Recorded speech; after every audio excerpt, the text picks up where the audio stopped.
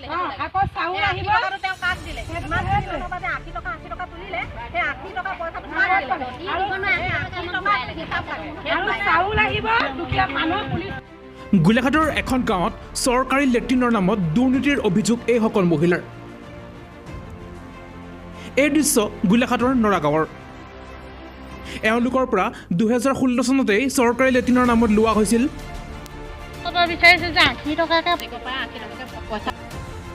কিন্তু লেট্ৰিনৰ নামত এওঁলোকে পালে মাত্ৰ একোখনকৈ কাগজ। স্থানীয় বিজেপি কৰ্মী লেট্ৰিনৰ নামত এই পূৰ্ণিম এতিয়া বৰ্তমান যুৱ মৰ্চাৰ সম্পাদিকা হয় নে সম্পাদক হয় আমি নাজানো ইমান ভালকৈ। নামটো কি তেখেতৰ? পূৰ্ণিমা চক্ৰৱৰ্তী। ক'ৰ হয় তেখেতৰ ঘৰ? তেওঁ নৰাগাঁও মাধৱনগৰ। ৰাইজৰ পৰা চৰকাৰী লেট্ৰিনৰ নামত 80 টকাকৈ লৈ আজি পৰ্যন্ত লেট্ৰিনো নিদিলে আৰু ৰাইজৰ টকাও ঘূৰাই নিদিয়াৰ অভিযোগ এইসকল লোকৰ। আমাৰ এই 10 নম্বৰ ৱাৰ্ডটোতহে লেট্ৰিন নাহিলে, লেট্ৰিন অহা নাই এই কাঠকুটীয়াত নৰাগাঁও। তেওঁ কি অৰ্ডাৰ দিছিলে নেকি যে 80 টকাকৈ ল'বৰ কাৰণে?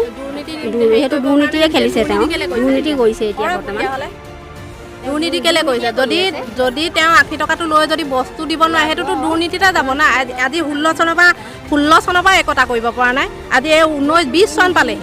যদি প্ৰকৃততেতো তেওঁলোকৰ চৰকাৰেতো কৈয়ে থাকে যে আমি দুৰ্নীতি নিকাহ কৰিম, তেতিয়াহ'লে দুৰ্নীতিখিনি নিকাহ কৰক, দি পেলাই মানুহখিনিক পইচা লৈ পেলাই বস্তুটো দিয়া নাই যে তেতিয়া তেওঁলোকক আমি ভাবিবলৈ বাধ্য কৰিছোঁ যে তেওঁলোকে প্ৰকৃততে দুৰ্নীতিয়ে কৰিছে। তেতিয়াহ'লে গোটেই মানুহখিনি এখন মিটিং দি পইচা যাৰ পৰা পইচা লৈছে পইচাখিনি ঘূৰাই দিয়ক। তেতিয়াহ'লে তেওঁ পইচাখিনি ক'ত দিলেগৈ? গৈ পেলাই মেইন জেগাত দিলেগৈ নি? আমাক সেইটো লাগে। পইচাখিনি তেওঁ পকেটত সোমালে নে ওপৰৰ কাৰোবাক দিলেগৈ? আমাক সেইটো লাগে। চবৰ আণ্ডাৰত ঘৰ আহে, আমাৰ কেলৈ ঘৰ নাহে? অত দিনে ইমান কাগজ পত্ৰ দিলোঁ, আমাৰ কাগজ পত্ৰবোৰ ক'ত গৈছে? সিহঁতি কি কাগজ পত্ৰবোৰ কি আমাৰ ইমান জাপ হৈ গৈছে? কি গেছ জ্বলাই চাহ বনাই খাইছেনে? আৰু অতনীয়া লেট্ৰিন দিম বুলি কয় 80 টকাকৈ পইচা লয়, তাৰপিছত আকৌ 100 টকাকৈ পইচা ল'লে। সেয়া কোনো হেৰিয়ে নাই। ঘৰ আহিম বুলি কয় কাগজ পত্ৰ ইমান দিওঁ, সেইবোৰ কোনো হেৰিয়ে নাই। আমাৰ ৰেল গেটৰ 6 নম্বৰ ৱাৰ্ডত একো বস্তুৱে নাহে। এতিয়া প্ৰশ্ন হ'ল, দৰিদ্ৰ লোকসকলৰ বাবে অহা চৰকাৰী আৱাসগৃহ, লেট্ৰিন আদিবোৰ আচলতে কোনে পায়? ল'লে আমাৰ চক্ৰৱৰ্তী হয়, ল'লে। লৈ পেলাই ইমান দিন হ'ল আমাৰ লেট্ৰিন ভঙা, আমি কিমান কষ্টত পইচাটো দিলোঁ যে লেট্ৰিন পাম বুলি, আজিলৈকেও একো এটা পোৱা নাই। এইখিনিতে আছে আমাৰ ঘৰ।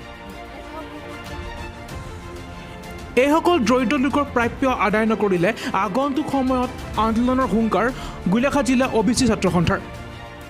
আচলতে বিজেপি চৰকাৰ যি চেলা চামচা আছে যি চেলা চামচা আছে, তেওঁলোকে বিভিন্ন ধৰণৰ য'তে ত'তে পইচা উঠাই ফুৰিছেতো। তেওঁলোকে য'তে ত'তে পইচা উঠাই ফুৰিছে।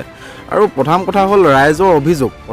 আমাৰ কাঠপটীয়া নৰাগাঁও অঞ্চলৰ যি ৰাইজৰ অভিযোগ, আপোনালোকে দেখিছে যি ৰাইজৰ অভিযোগ কৰিছে। তেওঁলোকে পইচা উঠাই নিছে আৰু ইমান দিনে তেওঁলোকৰ পইচাৰ হিচাপ দিয়া নাই। আৰু তেওঁলোকে কি বস্তু বাহানি বা কি কেনেকৈ ধৰণৰ যি 80 টকাৰ যি মানে আমাৰ কাঠপটীয়া ৰাইজে যি অভিযোগ কৰিছে, আমি সদৌ অসম OBC ছাত্ৰ সন্থাৰ ফালৰ পৰা আমি গোলাঘাট জিলাই এই যি 80 টকা তেওঁলোকে নি পেলাই কি কৰিলে, মানে ক'ত দিলে, আৰু যথেষ্ট সংখ্যক পইচা, প্ৰায় 400-500 মানুহৰ ঘৰৰ পৰা তেওঁলোকে পইচা উঠাই নিছে। আচলতে পইচাটো এটা বৃহৎ সংখ্যক পইচা, আৰু তেওঁলোকে সেই পইচাটো কি কৰিলে, ক'ত খৰচ কৰিলে, সেই হিচাপটো আমাৰ কাঠপটীয়া নৰাগাঁও ৰাইজক দি দিয়ক।